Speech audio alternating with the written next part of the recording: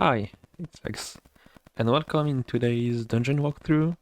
And before we begin to this video, I just want to tell you what's the goal of the video. This video is aimed at people discovering Mythic Plus for the first time, or that aren't still very sure of what it's all about, and it will explain the basics of what to do in the dungeons. These will take place in low level keys between +2 and +3 over all the dungeons available for the seasons 1 of Dragonflight. Later on, I'll release videos on higher keys going through that same schedule, +2 to +3 for beginners, 4 to 9 for, I won't say intermediate.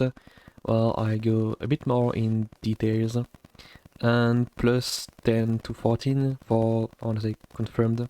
Well, it will be more about how to play around with this season special affix, and lastly, +15 and over. Well, you should be near the end of your journey to become a Keystone Master and get your mount. All of these videos will take place on my Holy Priest, which here is the talent tree that I personally use. And quick disclaimer, this isn't forcefully the best talent tree for Mythic Plus. This is just the one I like to use. Other choices can be better, or you might just feel like there's something else that you like. You can choose whatever you want. There's nothing better than the thing that you are comfortable with. To end this introduction, I'll tell you that I plan making those Road to Keystone Master videos on as much specs as I can during season 1. And yeah, let's get going. First off, as you get in the dungeon, you'll encounter Conjured Lashers. They cast Mystic Vapors that you need to kick as it applies a stackable dot on the entire group. Although dispellable, it's highly dangerous, so don't slack. On your way to Laymore, you also face Arcane Tenders that cast Erratic Growth, that turns a random player of the group into a sprout, creating a circle around them.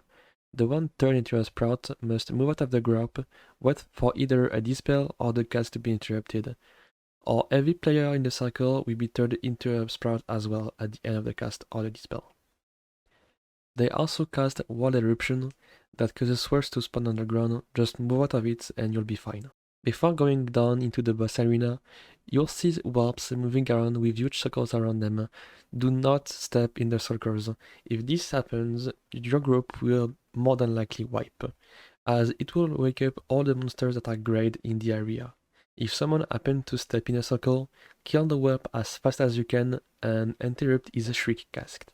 You can dodge Whelp and jump straight to the boss arena by walking on the left ledge in the upper part of the room, then jump down in the arena. In and around the arena, you also find bubbling saplings. These don't do much more than leaving a big sword behind them when reaching 1 HP, so make sure to be as far as them as possible when they are about to die and you'll be fine. After killing the monsters in the arena, you'll be able to fight Laymore. First off, clear your mates and get ready to deal with the main mechanic of the fight, the trees. Laymore respawn trees with Leyline Sprouts. You want to reduce their numbers as much as possible by using these other abilities.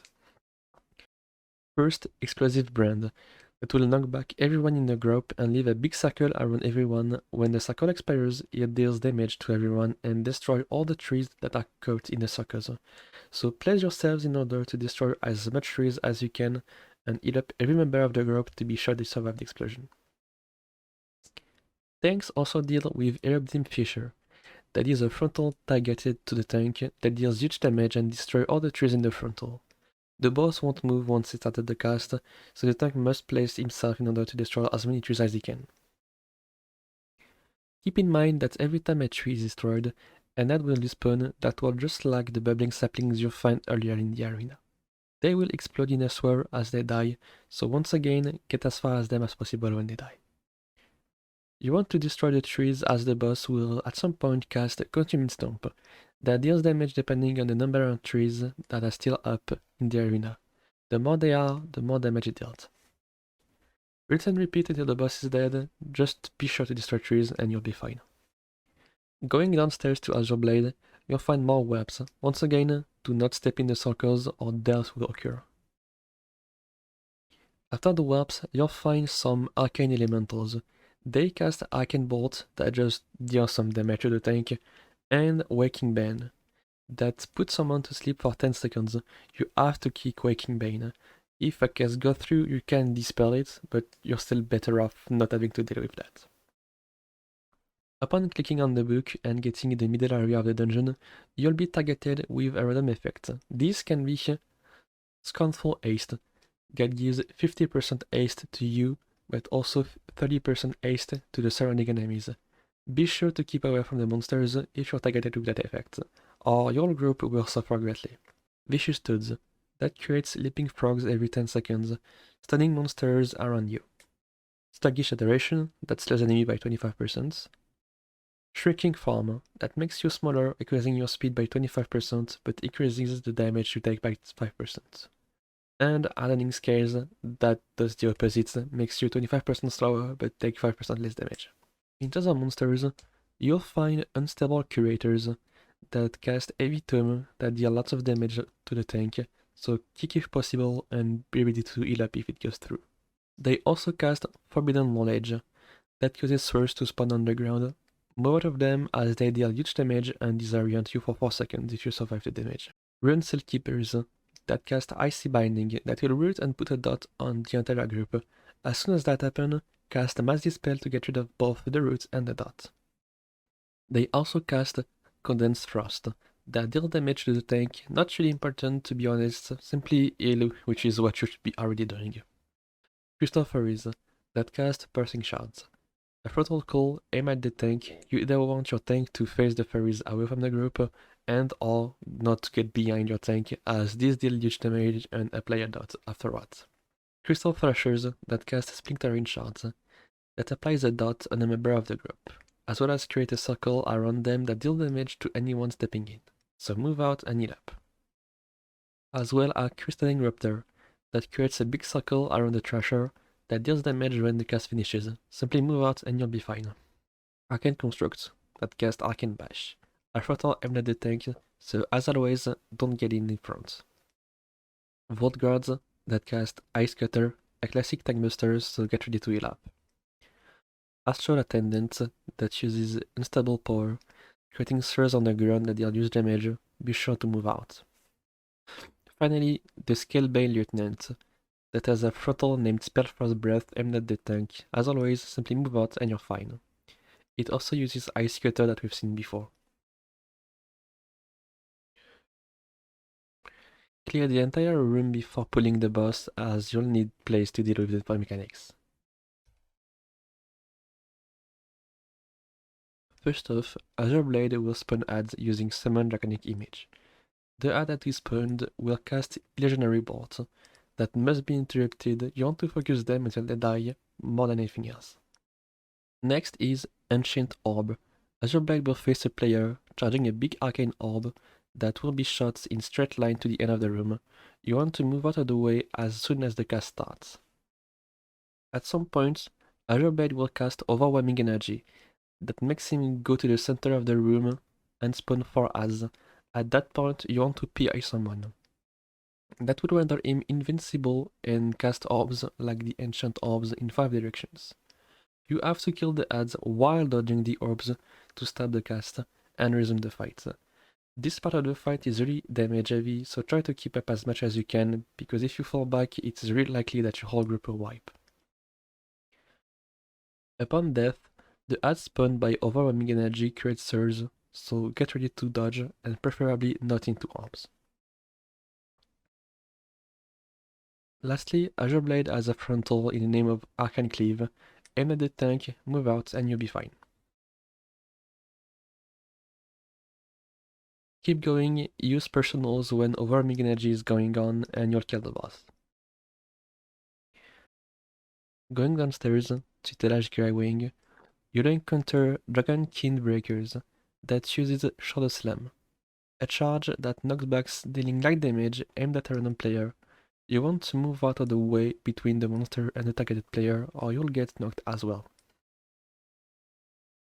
They also cast Bestial War, that deals huge group damage, so be ready to heal up when it's going off, and maybe use personals if your health is getting low. You also face Tarasek looters that honestly don't do much. And Null Magic Answog, that use Null Stomp. It's usually targeted at the farthest player in the group. It will create a sphere on one's feet and jump to that sphere, dealing damage upon landing. You want to move out of the sphere and play close to your group in order to not to make them go too far away and create chaos during the pulls. Reaching the next ring of power, you'll face off with Talash Greywing, that has a Frost Bomb as a mechanic. That spell will target the whole group and create circles around everyone's feet. Upon expiration, ice pools will be created under everyone's feet, dealing damage and slowing while in the pool.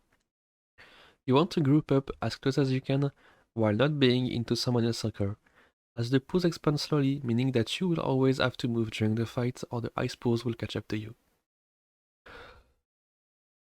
They also cast Icy Devastator. Aimed at a random player, it will deal huge damage to that player over time, and deal damage around the targeted player. Move out of the group if you're targeted, and give immediate assistance to the targeted player, or they'll be very likely to die.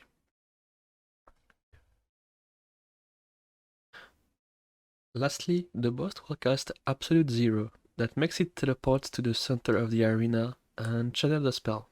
Upon expiration, it deals overwhelming damage to anyone not into a vault rune, represented by a blue bubble on the ground. So upon the boss teleporting, get into the bubble and top off the health of your mate. If the nearest bubble happens to be in ice pools, you're better off healing the ice pools damage than getting into absolute zero. Keep moving and the boss will go down.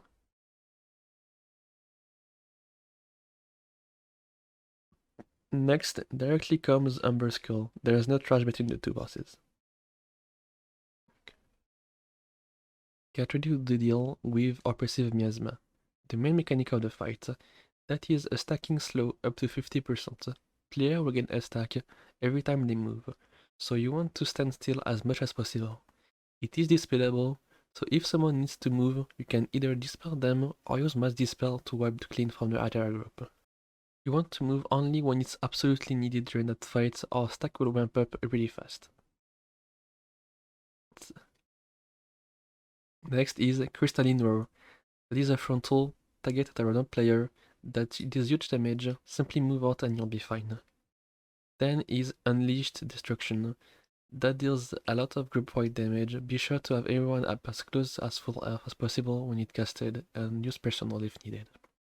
Each quarter of life, Umber Skull will cast Detonating Crystals that spawn crystals randomly around the ground, and start casting Fracture. You want to kill all the crystals before the cast goes off, or the entire group will suffer a huge dot that will more than likely wipe the group. Tanks will have to deal with Dragon Strike, a classic tank buster that possibly needs healing assistance. Lastly, it will cast Arcane Eruption, upon reaching 100 energy, that will spawn Crackling Vortex around the room. It will slowly move in your direction, and deal huge damage if you get in contact with them, so be sure to plan your movement very well as you'll get slowed by Oppressive Miasma. This fight is quite intense as a healer. Keep focused, don't move if you don't absolutely need it, and dispel Oppressive Miasma whenever you need to move fast. Keep going and you'll defeat the boss and get your loot. It was Vex, thanks for watching.